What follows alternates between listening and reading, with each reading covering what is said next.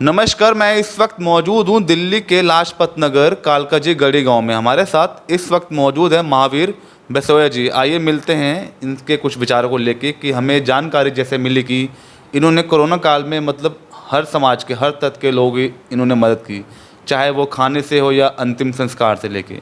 तो आज हमारे साथ मौजूद हैं, इनसे सीधी बात करते हैं मौके पे आज।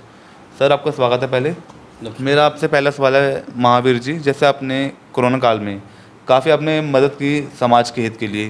कोरोना काल में उस टाइम इतना महामारी थी, लोग बागा बेरोजगार हो गए थे, काम वाम नहीं था। बिल्कुल। तो फिर समस्या आई कि खाने पीने की।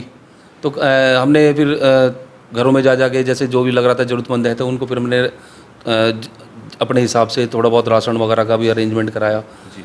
तो जैसे भी राशन करवाया। फिर मेन आदमियों को तो लंगर बट रहे थे, भंडारे लगा रखे थे सरकार ने, नेताओं ने, पब्लिक ने। तो वहाँ तक तो सीमित थे सब, लेकिन हम कहीं ना कहीं बेजुबानों को भूल गए।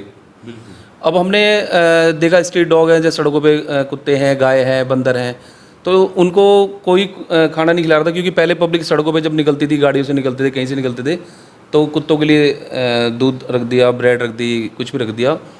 तो उस टाइम इनको कोई नहीं, इनको देख नहीं रहा था कोई। तो फिर मैंने हमारी टीम ने फिर ये कदम उठाया कि भाई हम इसको बेजुबानों की हम सेवा करेंगे। तो फिर हम घरों से हमारे सारे साथी रोटी लेके आते थे, रोटी, दूध, अंडा वगैरह सब हम मिला के, दूध वगैरह सब मिला के मैश करके फिर हमने कुत्तों को खाना खिलाना शुरू करा। फिर हमने कुत्तों के लिए तो कर दिया, फिर हमारे सामने मेन आया गाय का और इन जैसे जानवरों का। फिर इनको भी करते रहे, क्योंकि हमारे पास लोग बागों ने गाय तो खैर गम में ही बांध रखी थी, तो घरों में जो बाहर मिलते थे हम उनको खिला देते, सांड वगैरह मिल जाते थे। फिर हमारे पास समस्या आई बंदरों की। बंदरों के लिए फ़ोन पता लगी कि बंदर जो है यहाँ हमारे यहाँ तुगलकाबाद ओखला इंडस्ट्रीज एरिया है, यहाँ पे पास है, तो वहाँ सड़कों पे बंदर बाहर आ गए थे, तो बंदरों को खाना नहीं मिल रहा था। तो फिर हम उनके लिए हम खीरे, टमाटर, केले वगैरह हम लेके जाते थे, तो हम सड़कों पे उनको बंदरों को खिलाना शुरू कर दिया था फिर हमने। तो फिर ये सेवा तो हमारी चली रही थी। फिर उसके बाद जो मेन समस्या हमने देखी वो देखी कि भाई लोग बाग आदमी से दूर हो रहा है, इंसान के कोई पास नहीं आ रहा। तो फिर ये सेवा हमने फिर बढ़ चढ़ गया, इसमें आगे लगे रहे इसमें। जैसे कि आपने परिवार छोड़ के आप अलग से भी किराए पे रह के आप जैसे अपने सेवा भाव आप जो कर रहे थे, कैसा लग रहा था आपको उस समय का? उस टाइम में ऐसा ना, जब कोरोना की महामारी थी तो मैं जैसे शमशान घाट में और जगह जैसे ज़्यादा मैं वहीं पे रह रहा था। रोज़ एक एक दिन में इतनी बॉडियाँ उठा रहा था, इतने शव उठा रहा था। कहीं कोई लावारिस है, कोई रिक्शे वाला है, कोई पॉश कॉलोनियों में रह रहे हैं, कोई अच्छे अच्छे घरों में रहे, लेकिन लोगों को सब अपनों से दूर हो रहे थे। फिर अब मैंने जब इतनी महामारी देखी कि भाई अब क्या करें, मैं कहीं अपने परिवार के लिए, अपने परिजनों के लिए भी डर रहा था। फिर इसी वजह से फिर मैंने एक फ्लैट किराए पे लेके मैं बाहर रहने लग गया था घर वालों की सेफ्टी के लिए। तो फिर मैं घर पे नहीं आया था, 1.5 महीने में बाहर ही रहा था। अच्छा, जैसे जो अंतिम संस्कार आप जैसे करते हैं सर, क्या स्वयं आप पूरी टीम आपकी मिलकर कर रही थी? नहीं, संस्कार के लिए मैंने ऐसा ना, मेरे को ये जैसे हमारा गढ़ी गांव है, तो मेरे यार दोस्त मेरे साथ काफ़ी लगने की कोशिश कर रही, सब आने मेरे को कि हम चलेंगे। मैं कहीं ना कहीं उनके लिए भी डर रहा था कि मैं तो ये कदम उठा रखा है, मैं तो बाहर हुई यार, कहीं इनको किसी को कुछ ना हो जाए।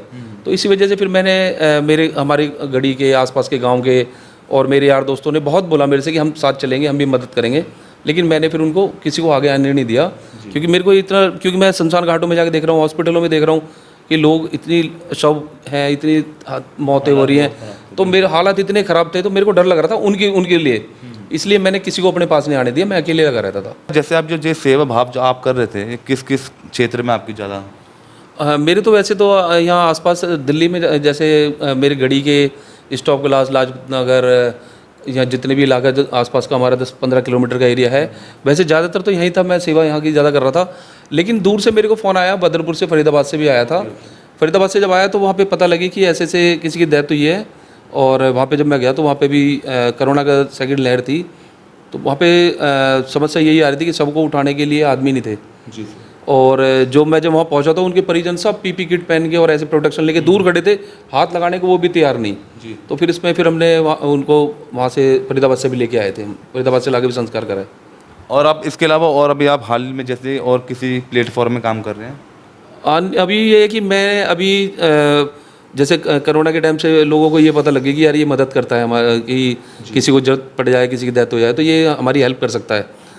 तो मेरे पास फिर ये लोगों के आसपास से फ़ोन आते हैं कि यहाँ लावारिस शव है, यहाँ कोई रिक्शे वाला है उसकी डेथ हो गई है, कोई किराएदार है उसके पास पैसे नहीं है। तो फिर मेरे को जैसे कहीं से फ़ोन आया था तो फिर मैं लावारिस शवों को मैं लेके आता हूँ।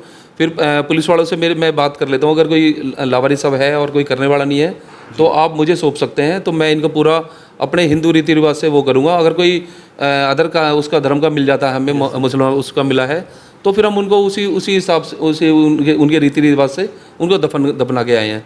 और हमारे जो जैसे अब मेरे को अब ज़्यादातर हफ्ते में 2 या 3 फ़ोन आ जाते हैं। वो फ़ोन आते हैं कि हॉस्पिटल से आ गया कोई कि ऐसे ये शव है और ये इनकी कोई है नहीं, इनकी मदद कर सकते हैं आप।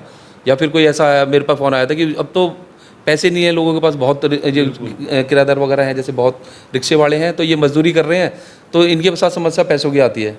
और अगर किसी के पास पैसा ही नहीं है तो फिर लावारिस शवों को फिर मैं अपने उससे लेके जाता हूँ और उनका हिंदू रीति रिवाज से, जैसे अपने रीति रिवाज से संस्कार करता हूँ। फिर अगले दिन उनकी अस्थियाँ लेके फिर मैं गंगा जी जाता हूँ। और इसके अलावा और किस एजेंडे पे काम कर रहे हैं आप सर? अभी तो बस यही सेवा चल रही है मेरी, बस कि बस जानवरों की सेवा करूं, और मेरे को किसी तरह से ये जो भगवान ने मेरे को सेवा दी है मैं इससे पीछे नहीं हटना चाहता, और जो मेरे को परमात्मा ने सेवा दी है और इसको मैं पूरे दिल से अच्छे से करना चाहता हूँ। अच्छा, कोई संस्था चलाते हैं आप सर? कोई नहीं, मेरी कोई संस्था नहीं है, मैं अभी अकेला कर रहा हूँ। और मेरे परिवार से मेरे को सपोर्ट मिल रहा है, मेरे यार दोस्त हैं जो मेरे साथ काफ़ी सपोर्ट करते हैं मेरे को, और वैसे मैं किसी संस्था से जुड़ा नहीं हूँ। अब जैसे सर दिल्ली में दोबारा कोरोना के जैसे वेव जैसे आ रही, दोबारा कुछ केसेस दिल्ली में दोबारा आ रहे हैं सर, इस पे आप कुछ कर रहे हैं दोबारा में? हाँ, बस हम तो ये सबसे यही अपील करेंगे भाई, हाथ जोड़ के रिक्वेस्ट भी करेंगे कि भाई सब बड़ा ध्यान रखें, जो जिनको ये डोज लगनी है सब अपने लगवाएं, और पूरी सेफ्टी रखें, और लापरवाही बिल्कुल ना करें। जितना हो सके अपना ध्यान रखें, अपने परिवार का ध्यान रखें, अपने समाज का ध्यान रखें, जहाँ रह रहे हैं लोगों को समझाएं। ठीक है, धन्यवाद सर। तो ये हमारी सीधी बात महावीर बेसोया जी से। स्टार सिटी के साथ मैं जितेंद्र गुप्ता।